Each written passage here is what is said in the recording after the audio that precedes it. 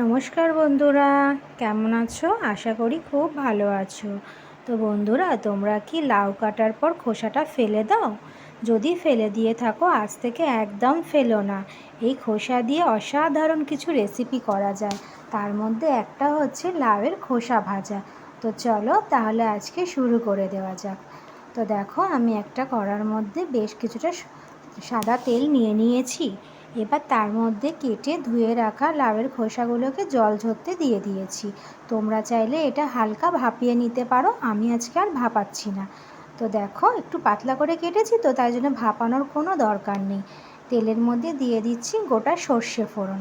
তার উপরে দিয়ে দিলাম ওই লাউয়ের খোসাগুলো, যেগুলো সরু সরু করে কেটে রেখেছিলাম।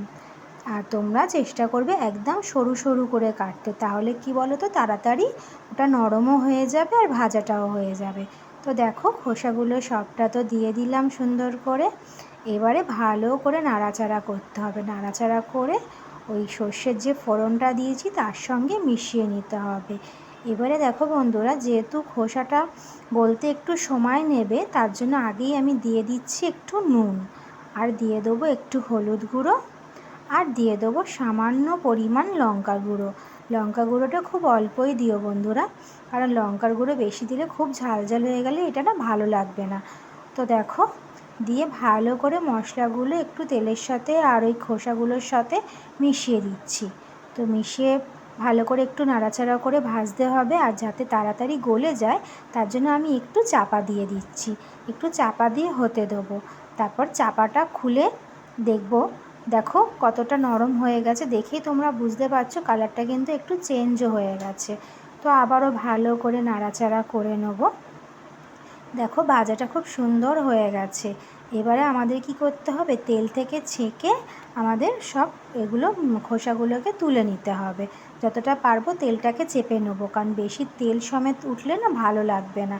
তো দেখো, এইভাবে আমি এক সাইডে করে খুন্তি দিয়ে যতটা পাচ্ছি তেলটাকে চেপে চেপে আমি তুলে নিচ্ছি।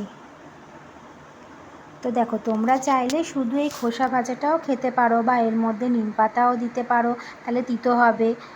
কিন্তু আমি আজকে একটু আলু মিশিয়ে দেবো।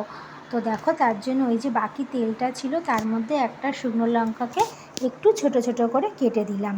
কেটে একটু নাড়াচাড়া করে নিয়ে এবারে আগে থাকতে কেটে ধুয়ে রাখা যে আলুগুলো ছিল সেগুলোকে এবারে তেলের মধ্যে দিয়ে দিচ্ছি। এবার আলু ভাজার আলু তো সরু সরু করেই কাটতে হবে, এটা আর আমি কিছু বলছি না। তো দেখো, আলুগুলোকে সমস্তটা দিয়ে দেবো। দিয়ে এবার খুব ভালো করে নাড়াচাড়া করে তেলের সঙ্গে মিশিয়ে নেব। আর আলুটাকে খুব ভালো করে ভেজে নিতে হবে, যতক্ষণ না গায়ে রং ধরছে খুব সুন্দর করে ভাজতে হবে। দেখো, ভালো করে আলুটাকে মিশিয়ে নিয়েছি। এবার আলুর মধ্যেও দিয়ে দেবো আমাদের নুন, একটু হলুদ গুঁড়ো দেবো, আর একটু লঙ্কা গুঁড়ো দেবো। তোমরা তো বেসিক্যালি সবাই আলু ভাজা করো, আর নতুন করে কিছু বলার নেই। আলু ভাজা করতে সবাই জানো, তো যেমনভাবে আলু ভাজা করা হয় ঠিক সেভাবেই আলুটাকে তোমরা ভেজে নেবে।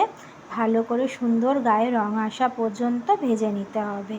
আর জানো বন্ধুরা, এই যে খোসা যেটা ভাজলাম, এটা তোমরা তেতো খেতে পারো, এমনি আলু দিয়ে ভাজা খেতে পারো, বা খোসা বাটাও খেতে পারো। আমি অন্য আর একদিন তোমাদের খোসা বাটার রেসিপিটা করে দেখাবো। তো দেখো, একটু চাপা দিয়ে দিয়েছিলাম যাতে আলুটা তাড়াতাড়ি নরম হয়ে যায়। তো আবারও ভালো করে নাড়াচাড়া করে নিতে হবে। ভালো করে অনেকক্ষণ ধরে নাড়াচাড়া করছি, কারণ যাতে সুন্দর একটা রং ধরে যায়। আর তলায় না সামান্য একটু আমার লেগে যাচ্ছিলো, জানি না কেন। তেলটা তো ভালোই গরম ছিল, তাই একটুখানি করে আমাকে ওই চেপে চেপে তুলে নিতে হচ্ছিলো। তো যাই হোক, দেখো আলু ভাজাটা বেশ ভালোই লালচে রং ধরে গেছে, দেখতেই পাচ্ছ। তো এই আলু ভাজাটাকে আমি আর তুলবো না, আলু ভাজার ওপরেই ওই যে আগে থাকতে যে খোসা ভাজাটা করেছিলাম ওটা দিয়ে দেবো। দেখো, ওপর থেকে খোসা ভাজাটাও দিয়ে দিচ্ছি, দিয়ে আবারও আমরা কিন্তু কিছুক্ষণ ভাজবো। তাহলে কি হবে, আলুটা আর যতটুকু একটু ভাজার দরকার ছিল সেটাও হয়ে যাবে। তো খোসাটা দিয়ে ভালো করে এবারে মিশিয়ে নেবো আলুর সঙ্গে। দেখো, খুব সুন্দর করে নাড়াচাড়া করে নিতে হবে। তোমরা চাইলে এখানে একদম সামান্য পরিমাণ একটু চিনি যোগ করতে পারো, তবে এটা চিনিটা দিলে মিষ্টি হবে না, কিন্তু খেতে খুব সুন্দর হবে। তো আজকে আমি চিনিটা দিইনি জানো। তো দেখো, এবারে আমি ওপর থেকে দিয়ে দিচ্ছি একটু পোস্ত। তো ওই যে ছোটো যে পোস্তর পাতা থাকে না, ওই একটা নিয়ে এসেছিলাম। তো তো দেখো একটু হাতে করে পোস্ত নিয়ে ওপর থেকে ছড়িয়ে দিচ্ছি। পোস্ত দিলে না বন্ধুরা স্বাদটা আরও সুন্দর হয়ে যায়। তো দেখো এবার পোস্ত দিয়ে খুব ভালো করে আমাদের আলু আর লাউয়ের খোসার সঙ্গে মিশিয়ে নিতে হবে, মিশিয়ে নাড়াচাড়া করে নিতে হবে। আর পোস্ত দিয়ে খুব বেশিক্ষণ আমরা আর ভাজবো না। তো দেখো আমাদের ভাজা প্রায় কমপ্লিট হয়েই গেছে। এবারে একটা লাস্ট কাজ আছে, কি জানো তো, একটু কাঁচা লঙ্কা দেওয়া। কাঁচা লঙ্কাটা আমি আগে দিইনি, কারণ কাঁচা লঙ্কাটা আগে দিলে নাড়াচাড়া করতে করতে না কাঁচা লঙ্কাটা ঝালটা একদম হয়ে যেত, আর আমার ছেলে ঝাল খেতে ভালোবাসে না। তো দেখো আমি একটু কাঁচা লঙ্কাটাকে মাঝখানটা অল্প একটু চিড়ে দিয়ে দিচ্ছি। আর এটা দিয়ে বেশি নাড়াচাড়াও করবো না, যেহেতু কাঁচা লঙ্কাটা আমি ভালোবাসি তাই জন্যই কাঁচা লঙ্কাটা দিলাম। দিয়ে হালকা একটু নাড়াচাড়া করে মিশিয়ে নিচ্ছি। এবার দেখো বন্ধুরা হয়ে গেছে আমাদের লাউয়ের খোসা দিয়ে আলু ভাজা।